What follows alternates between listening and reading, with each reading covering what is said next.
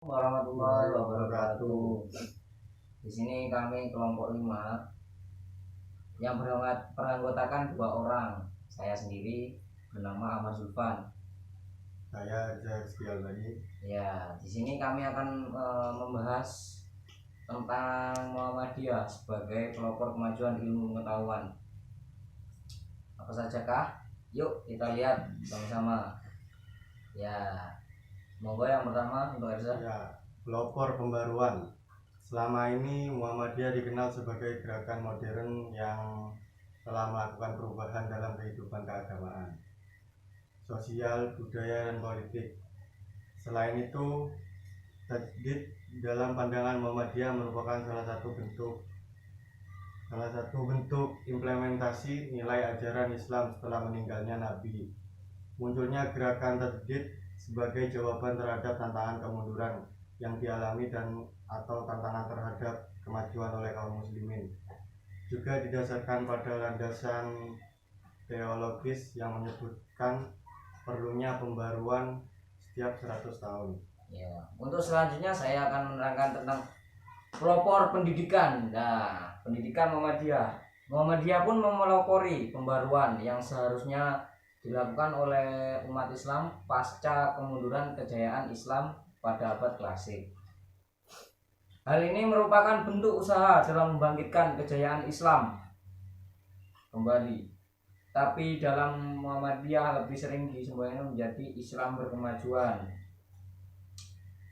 Dan tujuan dari pendidikan ini yaitu tujuan pendidikan Islam tidak terlepas dari tujuan hidup manusia dalam Islam, yaitu menciptakan pribadi-pribadi hamba Allah yang selalu bertakwa kepadanya dan dapat mencapai kehidupan yang berbahagia di dunia dan di akhirat, seperti yang dijelaskan firman Allah yang artinya Bismillahirrahmanirrahim, wa ma khalaqtul jinna wal insa illa liya'budun.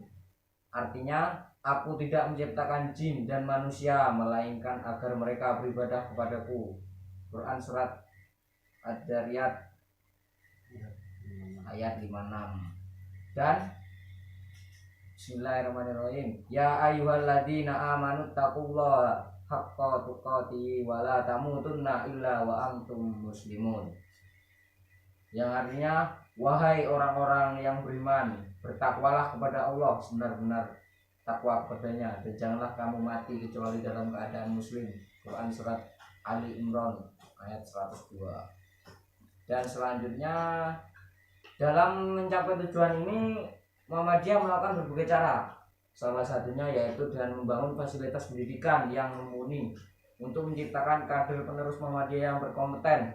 Hal ini memberikan 2 manfaat signifikan terhadap kemajuan Indonesia, yaitu mencetak cendekiawan yang beradab dan menyerap tenaga kerja produktif Indonesia. Pelopor politik dan kebangsaan.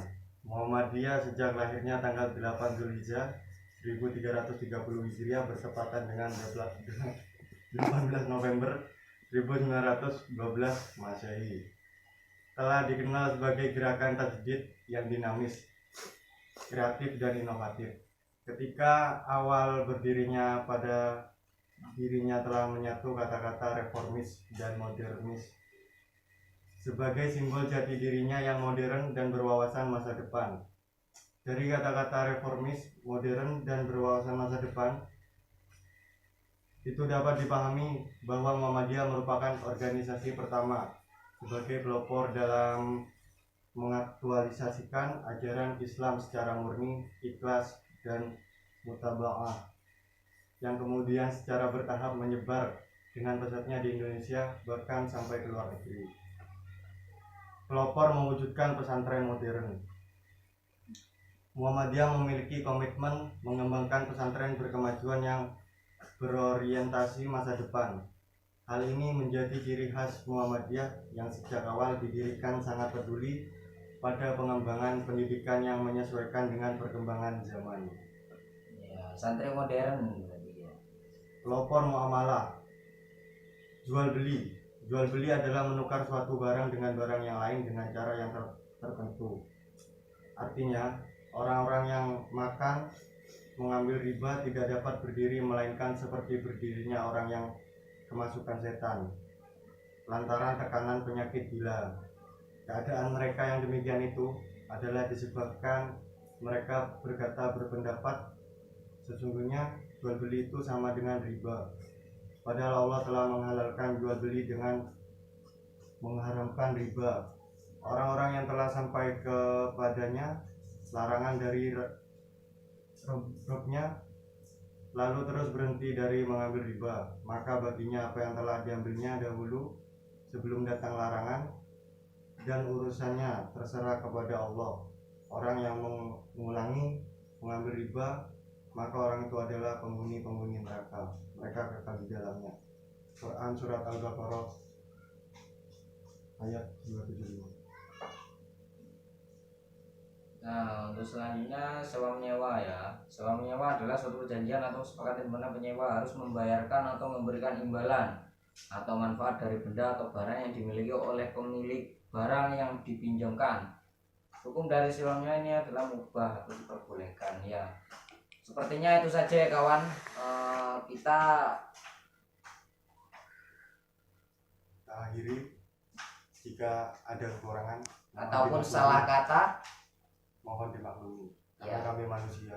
Di sini kami Ahmad Zufan dan Eza. Sekian, terima kasih. Wassalamualaikum warahmatullahi wabarakatuh. Jaya Islam. Woi.